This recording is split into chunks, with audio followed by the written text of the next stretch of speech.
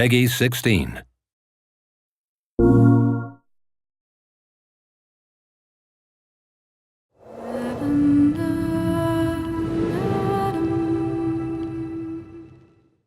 Quantic Dream has always been about creating interactive experiences that have emotion at their core.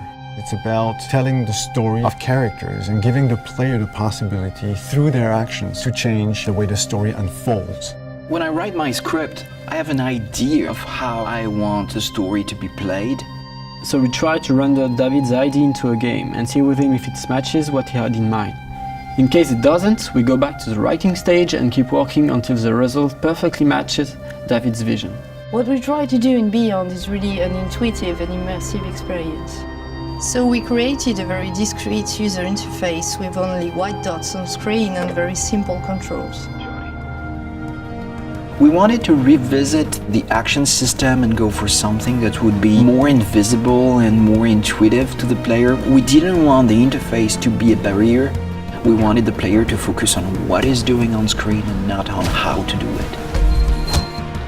Ideally, the player will forget that he has a controller in his hand and will just jump into the screen.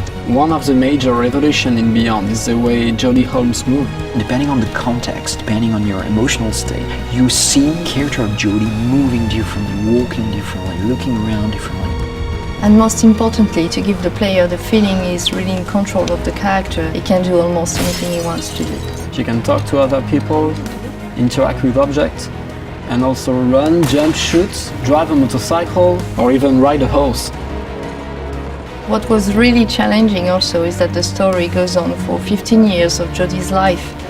When Jodie's a kid, for instance, you can do different things than when she is a teenager or an adult. Giving this much animation to a character, it's really new. It has never been done to that extent, and it really makes the character come alive like never before. We wanted to have these new mechanics with Aiden. I wanted to give this feeling of flying around and going through matter and through walls. So we started making some research on how ghosts would move or even a fish would swim underwater. We thought that using orbs is an interesting approach. It would give us this physicality that we need to interact with matter. It became really something natural to assign them to the two analog sticks and have to play with them, to focus them, or on the opposite, to split them apart. During the process of this production, we made what we call user tests. You just watch people playing and you see where they succeed, where they fail.